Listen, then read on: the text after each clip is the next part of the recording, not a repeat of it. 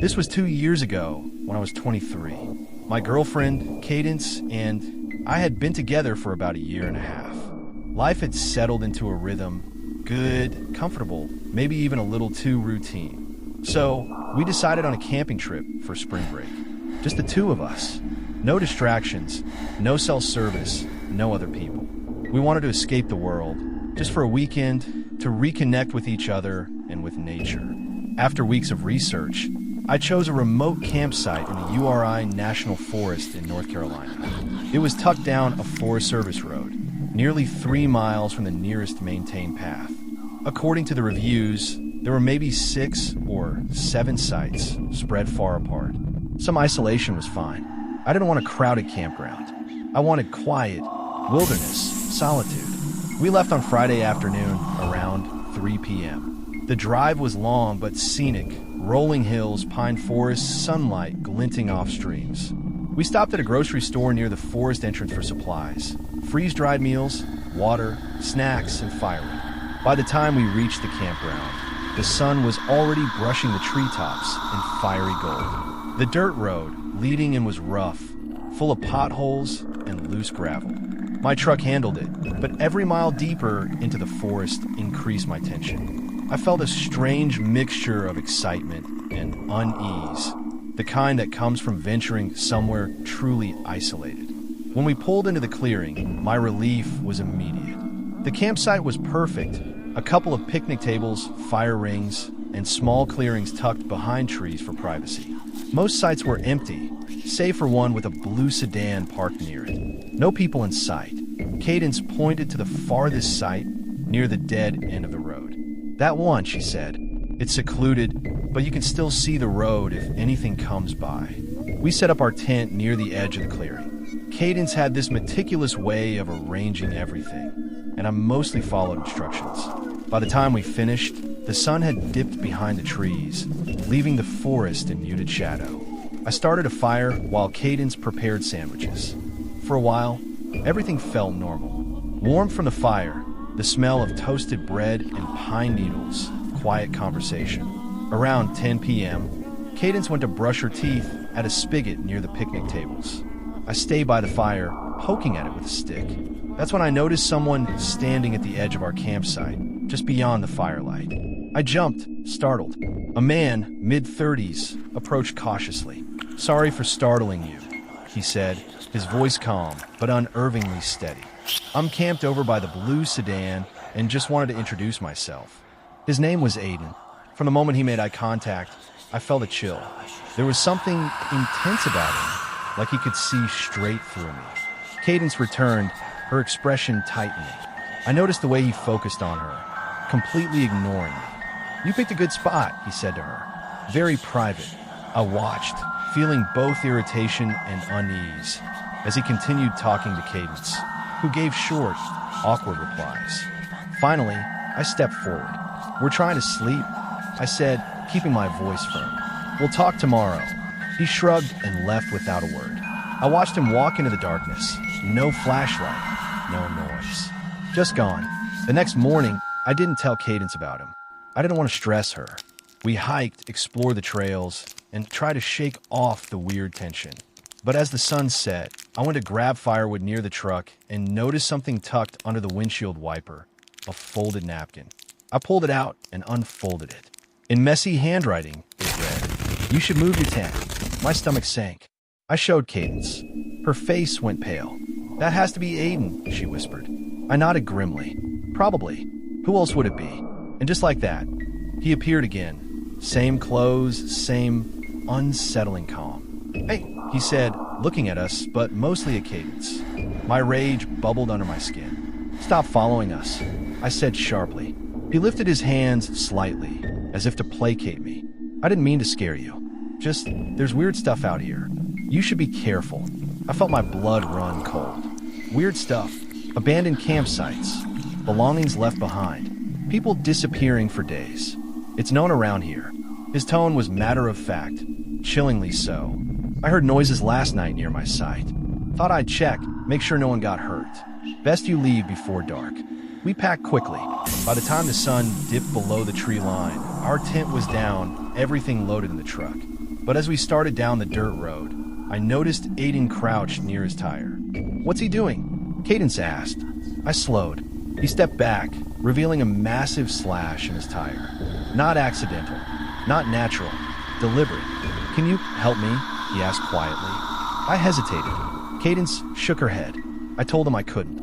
He asked if I could at least call the police once we had service. I nodded, though my hand shook. As we drove, my headlights caught movement.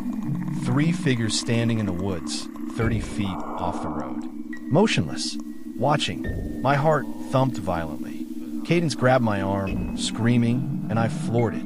We didn't stop until we reached the highway. I called 911, told them everything. The dispatcher said someone had been sent to check, but we never heard back. To this day, I don't know what happened to Aiden or those figures in the forest. I don't know why he left the note, or if he was really in danger himself. I just know this. There are places where the woods watch you, where strangers appear at just the wrong or right moment.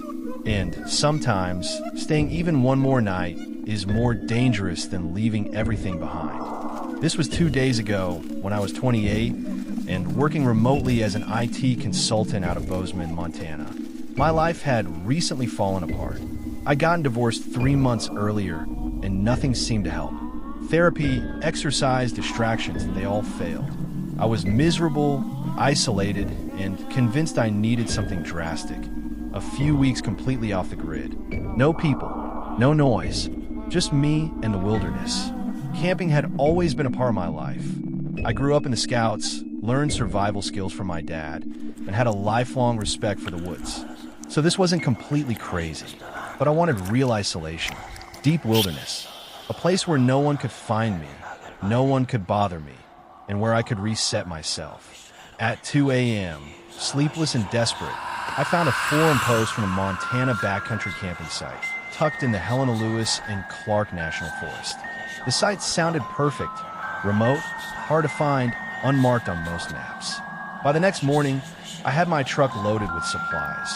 Freeze-dried meals, water purification tablets, a first aid kit, my Remington 700 rifle, and all the essentials for survival.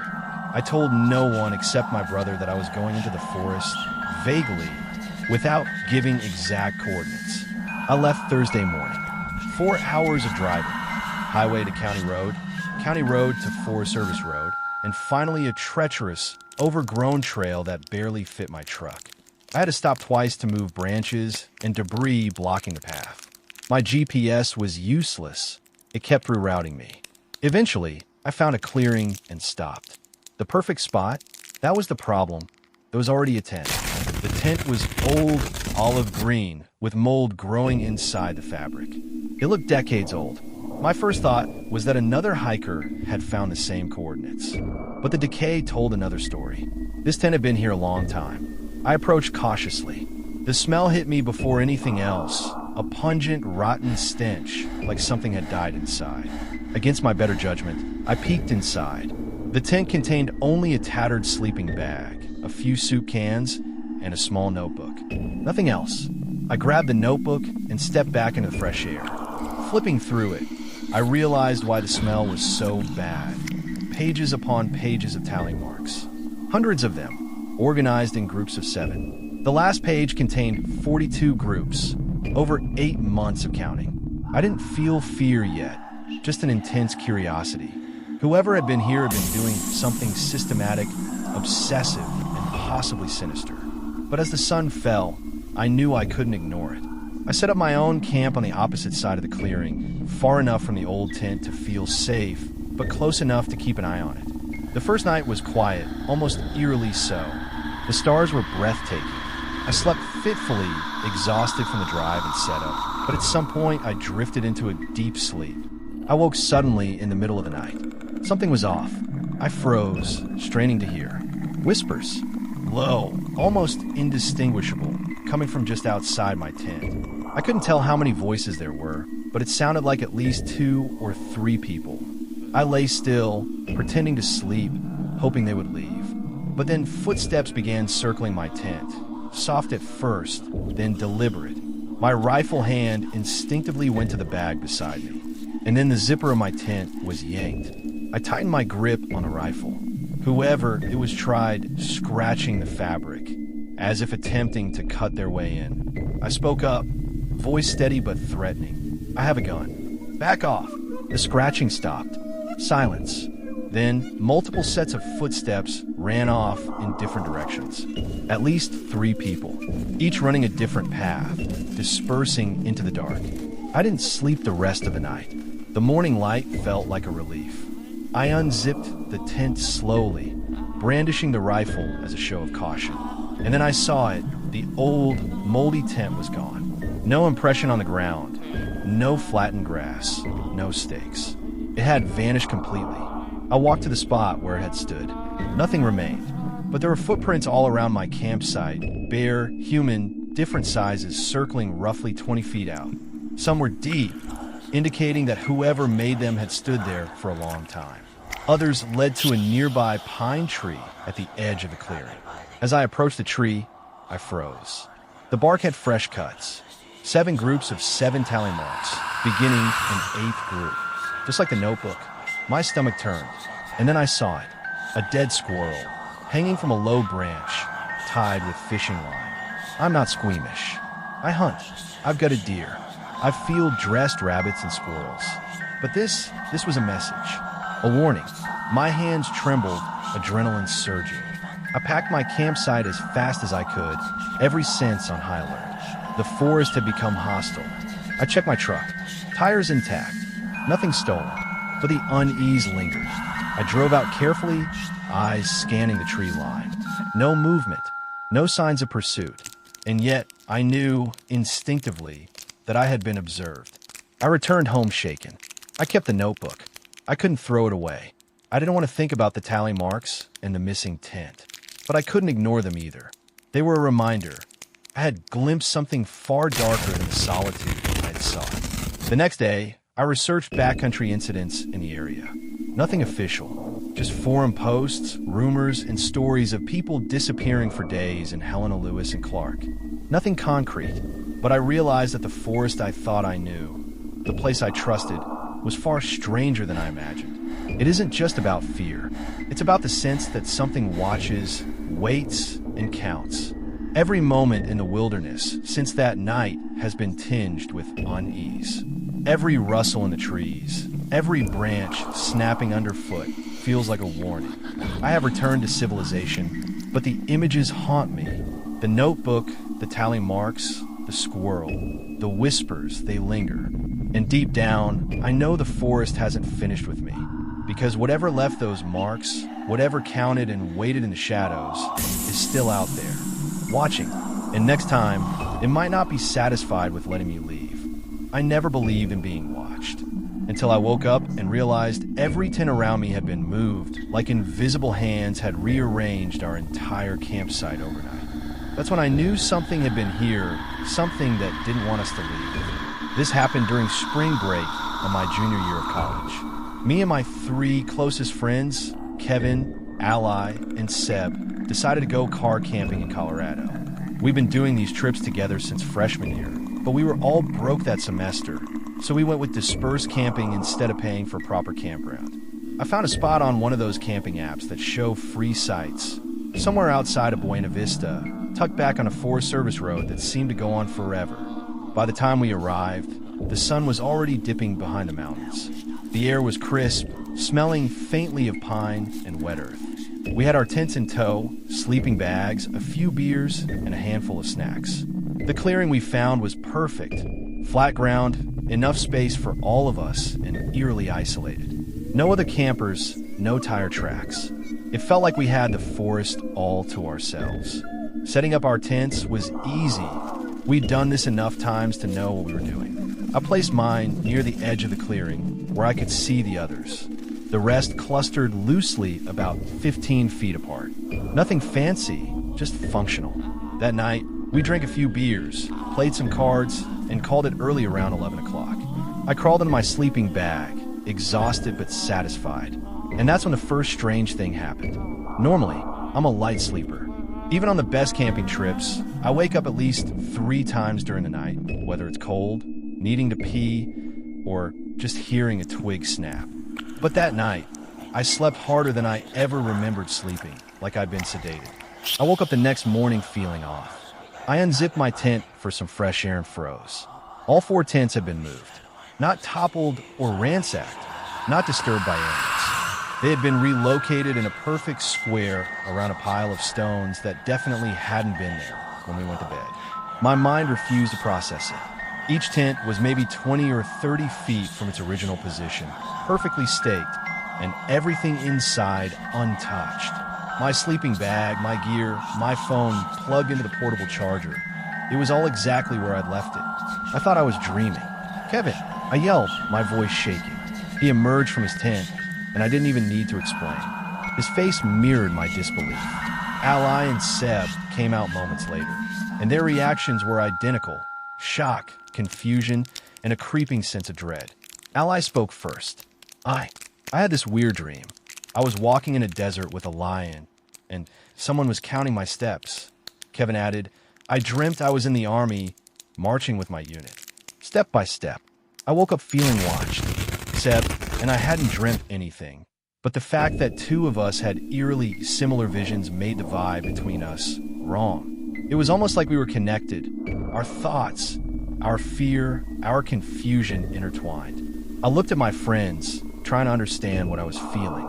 The closest description I can give is the sense that there was a 5th presence observing us, existing in tandem with us.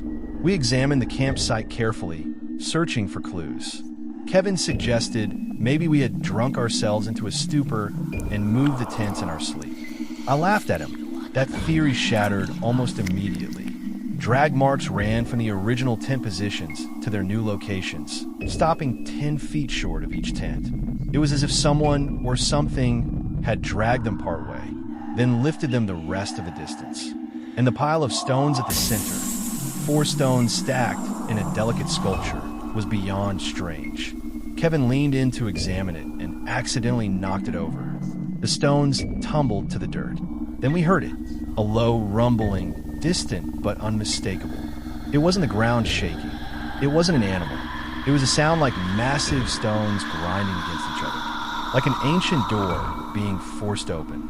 Fear gripped us. Every instinct screamed to leave immediately. We packed up as fast as humanly possible, coordinated almost telepathically, our panic amplifying one another. What should have taken half an hour took less than 5 minutes. By the time we were back on the road, the memory of the campsite felt surreal, like a fever dream we had all shared. None of us spoke about it for years. Kevin moved to Denver, Ally went to grad school in California, Seb moved to Chicago, and I stayed local. We kept in touch, but that night remained unspoken. I still think about it. The way the tents moved, the pile of stones, the rumbling, and that 5th presence, watching. Whatever it wasn't human.